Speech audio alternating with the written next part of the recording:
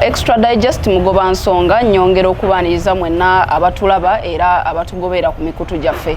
Nze Carlton Scovia nakamya nate okujja okubatuusaako ensonga ez'enjawulo. Programu eno katusooka okuyozaayoza obwakyabazinga bwa Busoga olw'okufuna Royal Wedding eya generation eno eyaffe. Mujjukira nti Royal Wedding mu mirembe gino twakoma kulaba ya Ssaabasajja Kabaka wa Buganda Ronald Mwenda Mutebi II ng'akuba enkanamu 27 omwezi ogw'omunaana 1999 ku Cathedral ey'e Namirembe. So abantu ba Busoga muli ba mukisa nnyo okufuna wedding naddala ng'omugigi omuto mungi nnyo, like abaana bali myaka emito egy'ekivubuka bangi nnyo. So okufuna wedding ekika ekyo oba oliawo kabonero nti family oba amaka y'entabiro ya culture obuwangwa. Tubayozaayoza abantu ba Busoga, tuyozaayoza His Royal Highness William Gabula Nadiope ne Inebantu Jovia Mutesi olwa wedding eyo. Oga abaddeyo, Idris tabaddeyo. Naye Idris yaliyo ku mbaga ya Kabaka ey'e Namirembe. So bw'oba waliyo ku mbaga ya Kabaka ey'e Namirembe oba oliawo oyina ekifaananyi Royal Wedding kyetegeeza. Tetugenda ku discussinga Royal Wedding olunaku olwaleero kubanga ensonga za culture yes tugenda kuzirekerawo, twagadde kuyisawo just obubaka obuyozaayoza. But olunaku olwaleero nga bwe tutera okukola ne Mariam Fame tugenda ku discussinga topic etugatta awamu ng'abantu abali mu myaka emikozi. Mariam, sooka obuuze ku bantu. Abalabi baffe aba extradigest mwebale kutulaba, mwebale kutuweereza feedback. Yeah, alhamdulillah. Idris wabanga yali mu 99 si wa mufe. Muto ejo myaka emeka just oma tuba tugamba si wa mufe. Si wa mufe muto muto myaka teginawera na 23 teginawera myaka 3. Those are actually 26 years. Wow. Yeah, 26 years. Yes, naye alaka bwe buno bwana obuto bwalinnya wali ku miti gye Namirembe. Of course yali muto nga weesala ekiwera awo ekipale kya Seno nga kiriko ekituli eno ku kabina n'olinya ku muti okuwubira ku Kabaka.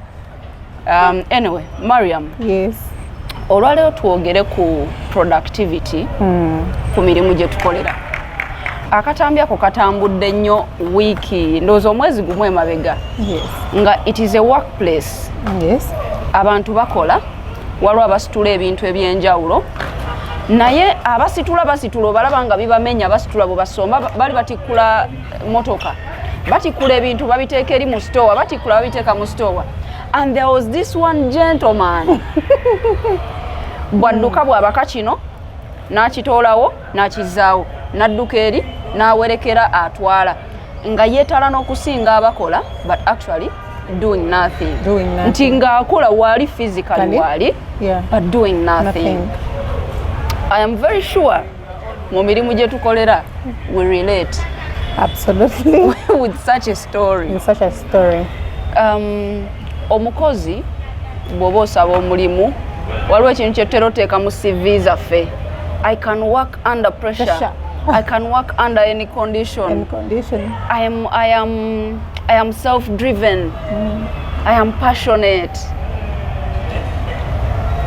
What happens ku bintu byetweyama nga tusaba emirimu bwe tugifuna? Kiki ekibaawo n'otunuulira ebbaluwa y'omuntu ng'asaba omulimu mucekinga emyezi 2 ng'ali ku mulimu ogwo odemorelating n'ebbaluwa gye yawandiika ng'ate bamaze okugumuwa. Yes. What happens ku bintu byetweyama? Tusooke tutunuulire okutandika ng'asabye ayingidde interview. Abantu abasinga kye batamanyi nti waba bakuwadde omulimu baba bakulabyemu value. Yes. Abantu ekyo kintu bakibuusa amaaso. Oyina kyogenda okuyamba ku company. Yes. Kubanga you are either sold or you're sailing. Kati wemba bampadde omulimu kiba kitegeeza mbaguzizza my value. Naye abantu bwe baba bagenda for interview era ebyo nga wowe byogedde I can work under pressure naye kati omulembe gukyuse nti olina okulaba nti interview mweno generation it's all about selling yourself but I'm selling my values on this company era nange nina okubeera nga manyi expectations zange ne expectations za company nti ekiyinza okunjawula nze alhamdulillah lamwebaza nze sina mulimu gwe bali bampaddeko nga nsabye they refer me because I'm good at my job. Ofuna referrals. I'm referred. I've never like applied for it. Sif applying ako kumulimu. Ne manya ba wali aba applying. Kati kanyambako bana ba applying. Waba applying omulimu in this generation, in this highly competitive markets. Oyina okumanya kicho ogenda okugatta ku company. Oyina okukimanya nti kicho ngenda okugatta ku company. Genda ku websites za company, genda olabe company byekola. Manya like solution, manya problems ze bayina. Nti eda ba shiftinzeko emabega badiriddeko mu market mu competition. Omanye kuba bamba batimba mu mawulire nti bakoze kino na kino na kino. Genda ngomanye solution gyogenda okuwa. Obagamba okusinzira maybe in 2008 market yamu yakako stock markets zaggwako, but with this I can bring and I can contribute.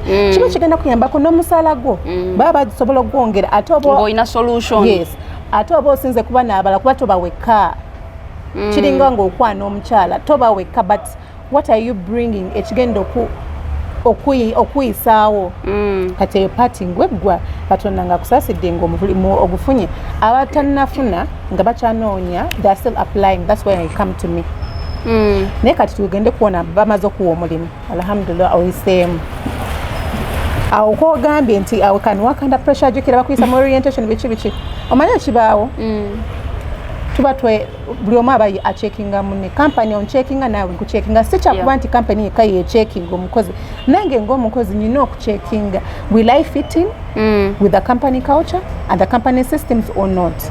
Kubanga company ye mugezi kyesooka okukola bombinga batya emyezi esatu baba wa facilitation balina benefits ze bawa omukozi nga wakayingira osobola okunyikira mu company culture eyo obeere nga identity yo otandise okubeera nga etandika okufaanana company kyekwetaazaamu naye kati ebintu bikyuse nti n'owoyingira company nga bakuwadde omulimu soka kyona but they want work experience woyingira ngo ina work experience what the company culture tonna learning oba ojilani they're going to push in deep waters bino byosanga nga wakasetenga in for 2 weeks genderawo mu katale yingira mu katale ogende knock yourself fail so that after 6 months ka pressure kukuba wulidde oba manyo oba maze okwezula nti kati bano nnya kukola oba sikolewo. The reality of the matter is companies tezikyayagala abantu nti you have a degree, you have a PhD and everything. What do you bring to the table? Solution kijolina ku bizibu bya company ogituta otya mu maaso. Actually nina ekintu kyentera okugamba abantu teri company yateekebwawo nga company eri profit oriented teri company yateekebwawo ku solvinga kizibu kya mukozi. Every company ngeri profit oriented eriwo kusooka kuyingiza magoba na kusolvinga kizibu kya company eyo na kugenda mu maaso ekizibu kyongo omukozi ejjanga by the way okukisolvinga. I don't know ekyo olunaku lwoli kitegeera ojja kuyiga okuyambako company gy'oba oyina nti okustanding out because the more it stands out nawe gy'okoma okuganyulwamu. It's a give and take relationship. Ate nekyo kabajikize kano ti AI is taking so many people's jobs. AI is taking, and for it is driven by memory. It has a very strong memory. Kyensobola okukubisa AI kiri kimu. I'm a person and I deal with people. I have a component of empathy, I have a component of understanding. And you're not automated. Yes. Kyetagenda kusobola kola ki? Chobola companies ngojeko communication, connection is now very important. Chobola companies zikola kyebayita live events. Leero tukoze omukolo the royal wedding of Busoga. But companies, media companies, tochakola makulu you're seated on an office. Go ground or kwatagane n'abantu. Which benefit agenda boycha ogenda scartation currency abantu bagenda kulaba. But abantu abakulaba bano kutiba abatasobodde kugenda eri abali eri bagenda laba church kwawukanya ku media company endala ezitali eri. So nti tuli mu era eri compounded by AI technologies and systems, but nze nga omuntu atali AI, how do I beat AI? Philosopher omu yagambira nti the 21st century will not be burdened by just education. Nti abantu ba 21st century, yes, you go to school, read and write, but your actual ignorance will be in learning, unlearning and relearning certain things. Nti truly in an information era, ne byeba ku feeding sa mu bwongo gwe byotambulirako kyentera okuyita certainty knowledge. Yes. You have become a lawyer, you've become a doctor, you've become a journalist, but in this disruptive market chicho ine chigenda okumaking is different from the other person akule chintu chechimu ngagwe. As opposed go kutunulira company nti ye oku stepping down looking at only your interests gwe church kuyamba okuba nti nawe you have something on return. Nti abantu abamu otuyingira company twezingira nnyo ku brand ya company naye nze Mariam brand yange ng'omuntu enokukaminga fast. Chola afe mu business development wogenda nolaba woba oyingidde mu katale nga manyi ba competitors bange bonna mbamanyi okugeza ndi mu media nga manyi nti competitor wange ye nga manyi nti ninayo competitor NTV, ninayo BBS, ninayo KBS, ninayo bani nani. Inze when I'm representing my company, I first come first. Why? The why is into more productivity. Abantu tebali interested mugwe brand yo, bali interested mobo. Yes. Chichompa, it is me focus. But wogenda yo neka ID kongo gendo okawuba we batoro kubanga okolera bigger company. Maybe it's not going to make sense. Yeah. Kubanga oli omuntu gwamu approaches naye alina problem wobogirabe they want a solution. They're not interested in brand so ate twatandika mu mwaka weguti era introduction but ate brand simanye kola bino simafe abakozi bafe webiti era fe tulya wetu era fe munange nafuka munange agenda kuwuliriza opitching ebintu at the end of that agenda kuwa business because oyina okweteekateeka n'omanya nti ono client gwengenda okapproaching ekizibu kye kyekiriwa. How do I solve the problems? And even in the workspace nti weba bamaze okumpa omulimu ngenda kutunuulira ki, am I going there looking for friends, family or teamwork? Ekintu ekisinga okutukosa mu productivity tutunuulira nnyo abantu abatumanyi. Kyobola busanga nnyo mu business ng'abantu abeekutte nnyo ku family ti business yange manager ye kojja yaani ne bano mikwano gwange gwe nasoma naye n'oli nti ye manager. That business will never work. Some have worked. Their family business is it thriving? It can only happen na we agree on what the vision is tulagawa. But abantu getting so lost in their feelings but getting entitlement.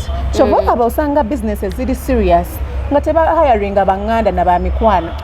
Wobo yagala handouts but just zikuwa anto yagala handouts. But when it comes to productivity, I'm going to hire someone who's competent for that job. Because gwe kizibu kyo musala goyingiza monthly ekizibu kyo like kyotaddeko essira ogwo omusala goyingiza see the bigger picture of ekizibu kye mulina okugonjoola ekiriwo because ate solutions zemu providing as ezireta sente zezireta ki yes kakati ekyo wamala okukimanya nga wontandika okumanya sente ngenda zinoonyezaawa totunuulira buli muntu kyonna kyakola olw'okuba ono strategy ye tunulira amaanyi go strength tuli ku productivity anti I have to look at my strength nemanya nti okay Mariam, I'm good at what? I'm very extremely very good at sales. Nemanya, but how do I communicate to the people about what I do? Au ka unlearning wekayingiriramu. Nemanya nti Mariam, okay, I need to qualify, I need to go study nsomyechi. Central kwa my brother yasoma visual effects, my sister is the lawyer tinange nsome ebyo. No. My purpose and my calling after self-mastery is the one thing and one thing only, I'm good at business. Kate kate chiba chabu wewusa nzato gendo okunonya okwefananisa Carlton, who is a journalist. Because Carlton gwe balaba yona ali ku surface ne Carlton bamuzimbide 10 years to become that Charlie. And you're not going to compete with who? With the brand Carlton. As me, Mariam, kati kino kiri mu workspace and everything, buli muntu gwolaba mu company is a brand of their own. Is a brand of their own. Ojikira when we try get one outside netugamba, we communicate to 4 people. They write a people matrix. Yes. And that's how productivity is built. People matrix to ina bebaita controller. Instead ebisinga ba controller beba MD, beba CFO, ba CCO, head of what, head of operations, head of bebo. Yeah. No waberawo ba analyzer. Ba analyzer ya analyzing the situation iri wona agamba, how do I bring business in this component? I'm selling media. Nentuula nentandika okwetegereza patterns, nentandika okuzigejinga, okuzimba, okutuukiriza vision ya mukama wange. Nowabeerawo ba supporters. Ebiseera bisinga ba supporters je mikwano mukama wange. Agamba nti mwana wange oyagala kufuna mulimu wano na wange towali buzibu kankwate ku mukono nkole ki nkutwaleyo. Olwokubanga abamanyi potential yalabye n'ekyo oyinza okugattako.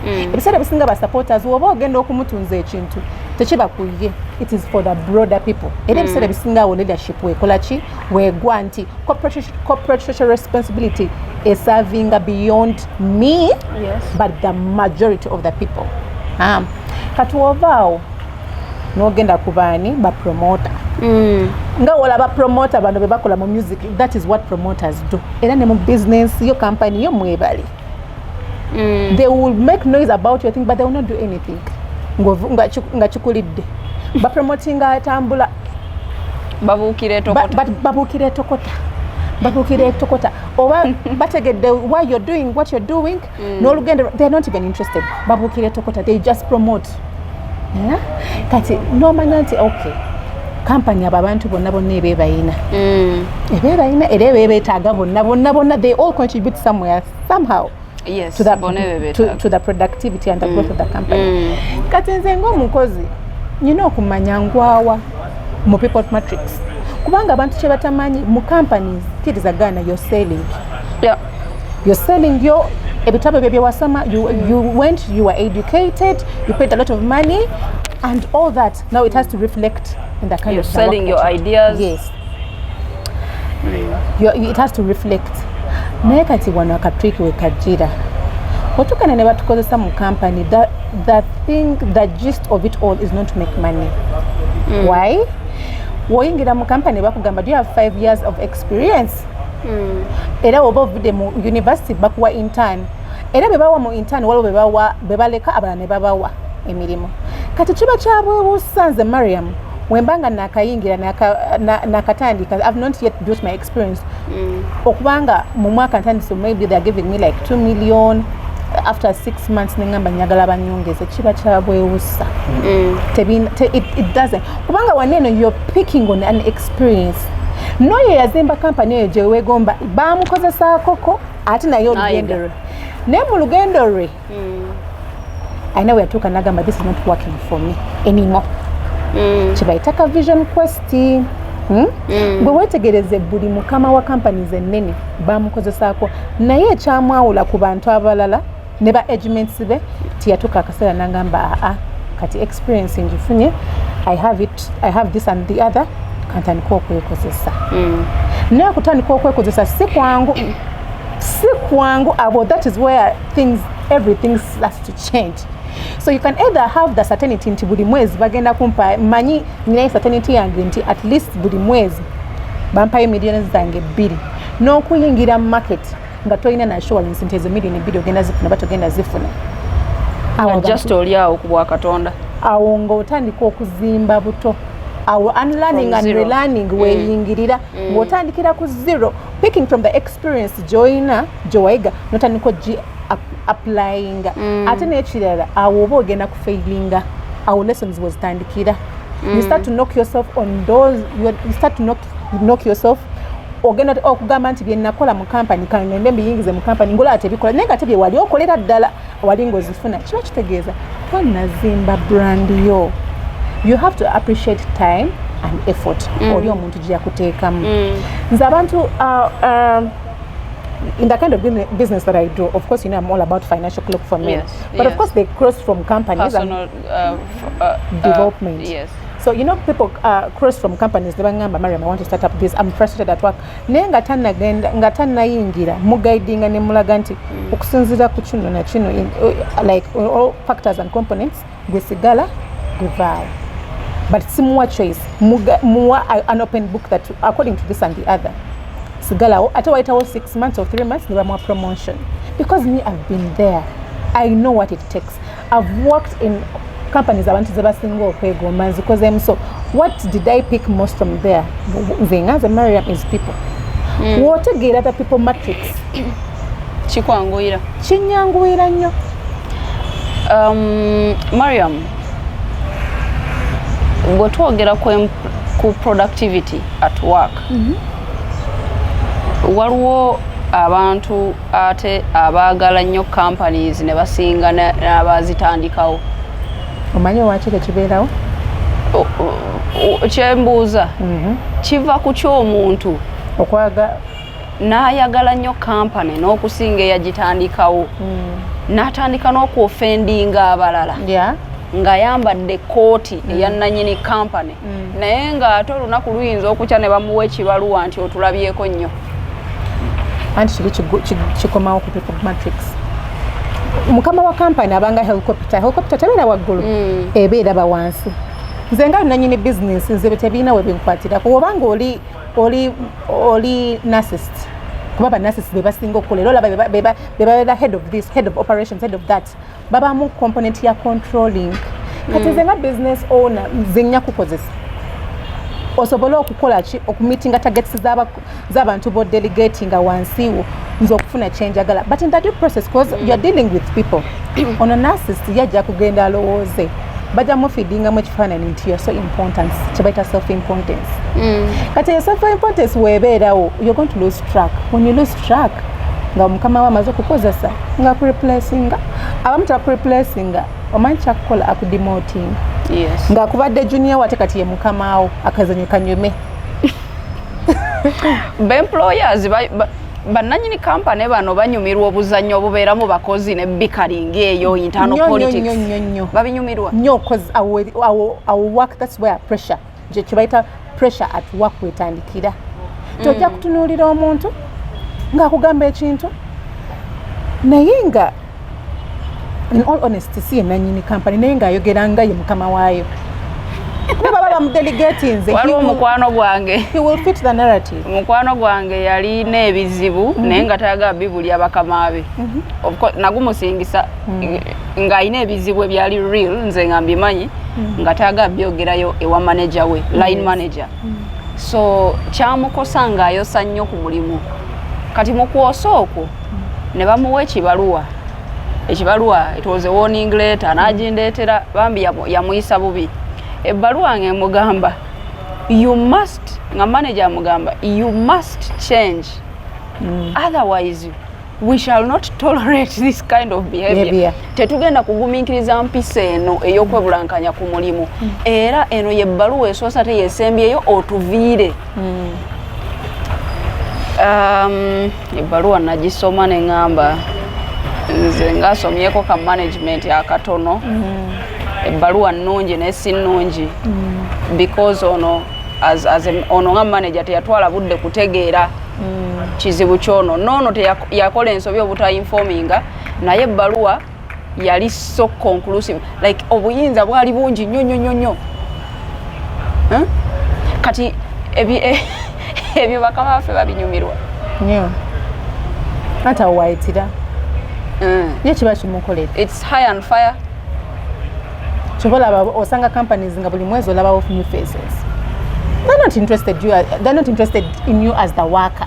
They're interested in what you bring. Exactly. Kyobalaba mirimu kutambula kati Ministry of Gender and Labour yekola ki they're not interested. Actually abantu agena n'agamba kibeera nnyo mu media companies kati fe abali mu media industry nagamba ono omukozi n'ava ku company bweti egudde n'ogala naye ggwe teri brand ya individual eri bigger than a company brand naddala wano mu Africa whereby we spread scarcity yes than abundance. Yes. Nti gwe omukozi bakutekamu kiri certainty. Every end of the month nina assurance of 2 million or 3 million. Assurance, it makes you comfortable. But in the discourse of being comfortable, you're dealing with the people matrix that you get there. Again, okujja akutwala kekifo. N'ekirala ng'oyaga kubanga akitutwala okugenda kukolera ezo company ki si kukyusa bulamu nakuba bulungi na sente kati sente kankugambe the ratio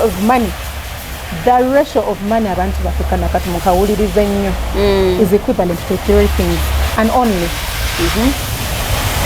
the need for what I do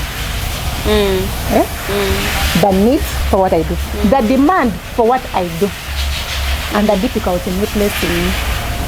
Kati wobaze satu tozina in your ratio mukwano bagenda ku replacing ekiretera abantu abamu ng'olaba ate oyogedde difficulty not nti tewali busobozi buku replacing everybody is replaceable but the difficulty yes in replacing me nti I've mastered myself ogenda kunkubawa tubalaba abantu abamu bava company ne bagenda ono omupya bamuzimbira mu personality yono abaddewo era waliwo abantu abamu nga basobola okukozesa shenanigans zaabwe naye nga tebabagoba because ayina kyaleeta kati gwali eyo oyinza obutakiraba naye ayina kyaleeta nga newomu n'awandiika amabaluwa ne mugenda ku UCC you're wasting your time because one tuli mu disruptive markets ate waliwo ba competitors kuno omulembe abantu bali so hypocritical that first baira ebintu beboogera nti ono omukozi bwati akola bwati na bwati lwaki yeyisa bwati ani akugambye bira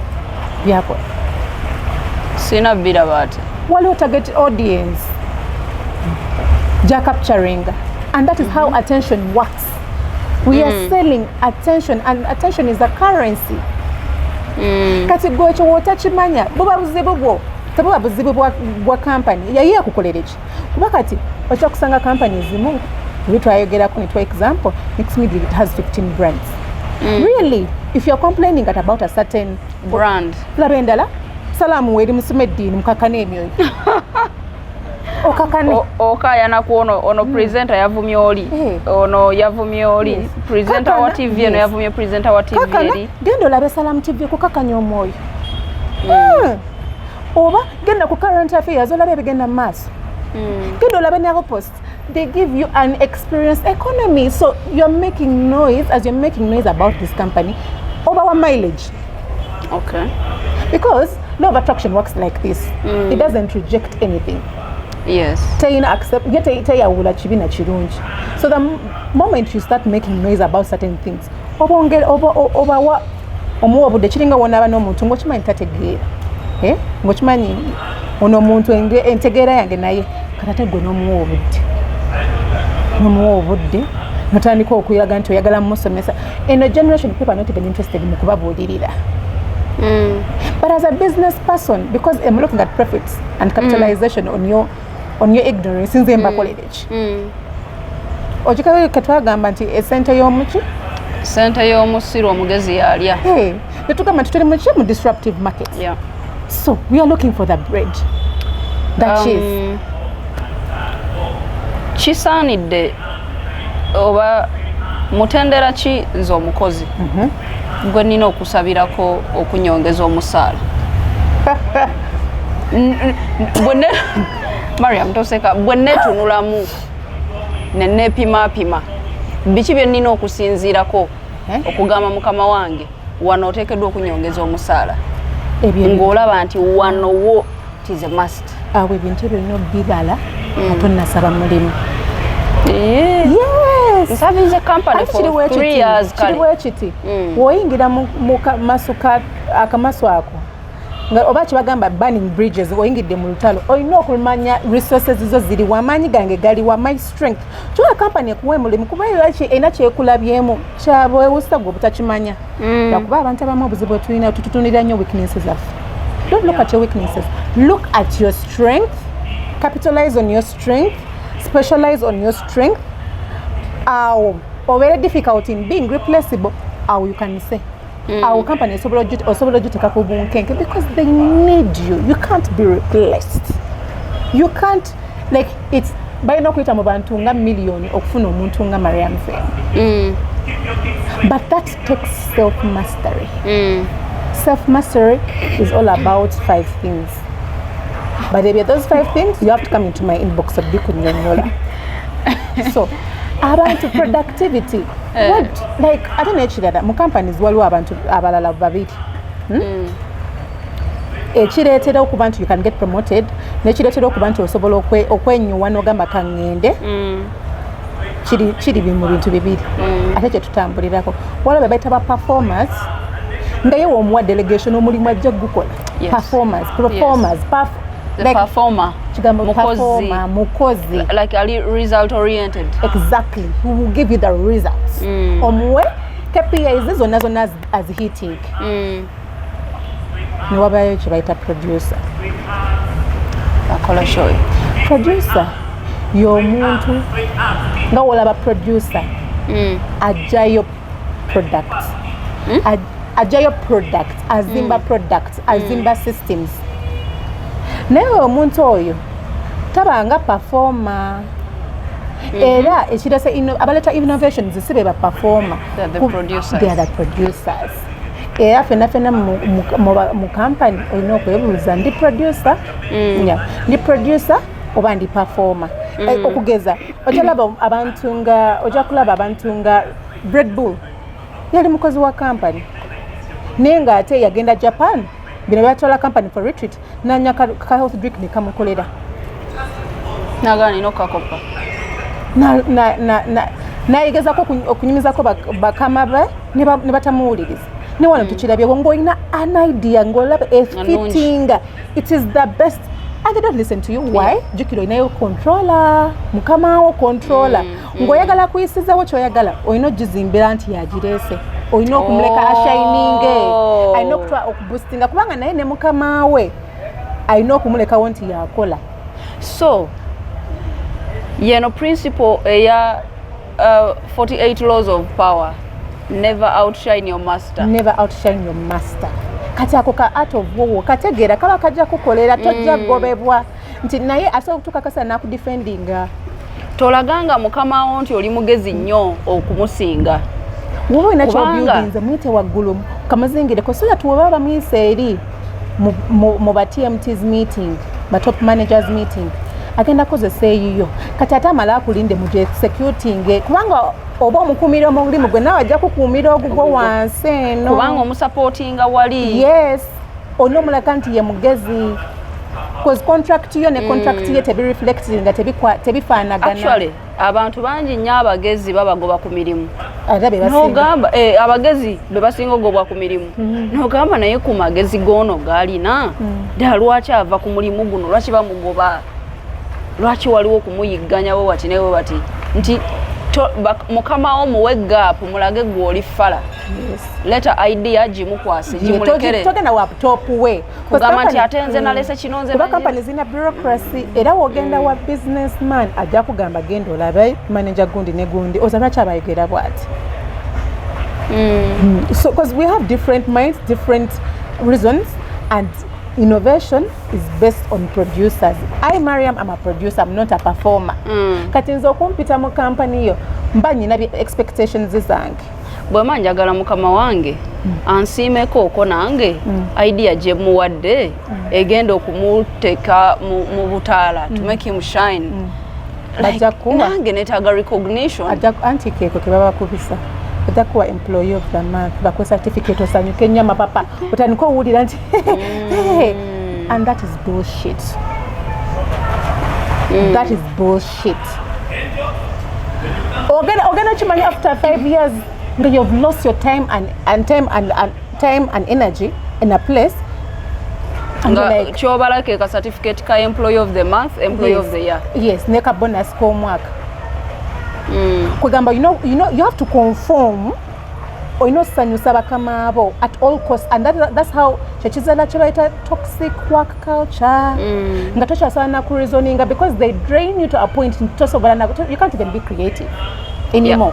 Kati ngolinda bulinzi kale kanine chebampa chena chebangamba oba banteka mu DC oba banteka wa appraisers wazija kale ate munange nakola ki kubanga bakilinga oli strength yo kyekizibu ky'abantu kyebatamanyi manya amazima go manya amaanyi go ate omanye ogwawa. Know yourself first. When you know yourself you will not compete. You know what you will do?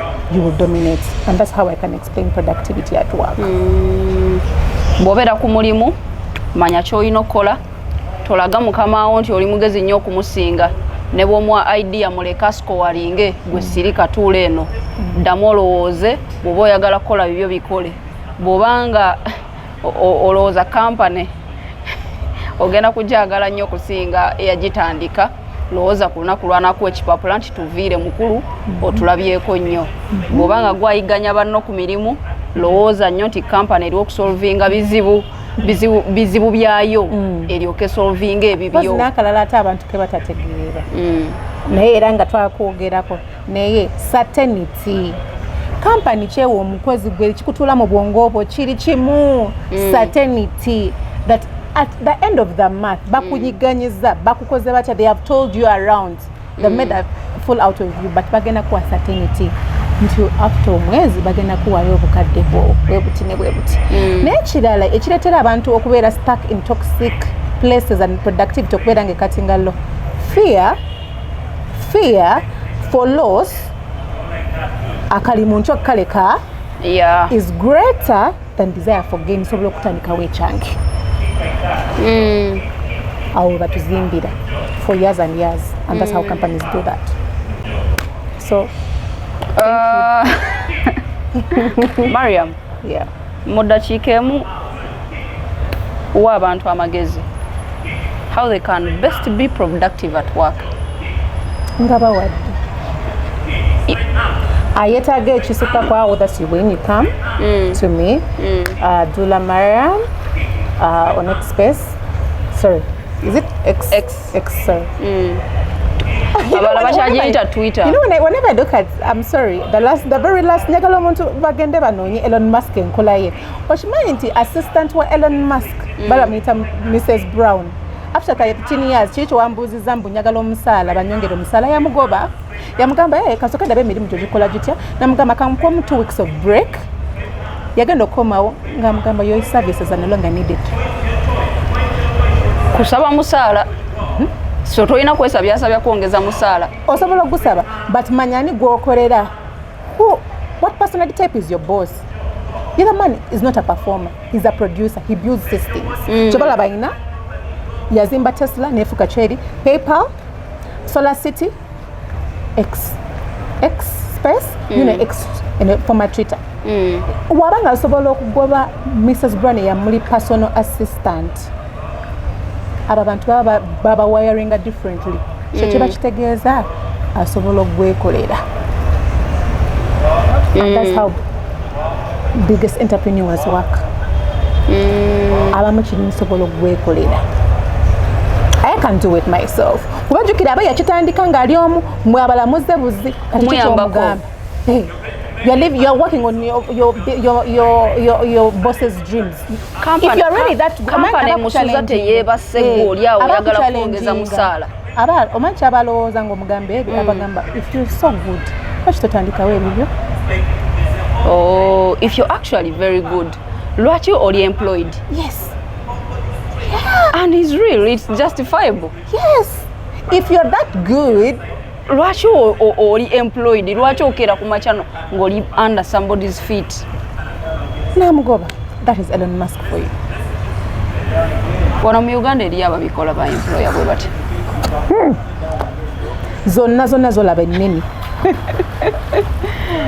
Zonna ze mwegomba. That's how they operate. That's how they operate. All right, thank you Mariam. Webale okuyambako abantu okutegeera ddi lwalina osaba omusaala, mirimu ki gy'alina okukola enneeyisa ye ku mulimu. Tushutingira wano ku the beautiful Elite Swim and Gym. The beautiful Elite Swim and Gym Entinda. Ebwotulaba amaaso gabeera gamagamaga, waliwo abaana abamanyi okuwuga obulungi. Abaana bakuba eddubi n'ogamba anavaayo mu mazzi naye ogenda okulanga bulukukidde eri. So they train people, but training omwana wo engeri y'okuwugamu professional. Omwana ne bw'aba alina disability bamu traininga bulungi okuwuga, ate n'abantu abakulu nabo bawugirawo ne gym, healthy club n'okukola obunyama byonna babikolako. Tetugenda kusukkawo awo, tugenda kudda ne Mariam next week. Mwebala okutulaba, nze Carlton Scovia Nakano. Oyanze zammweraba.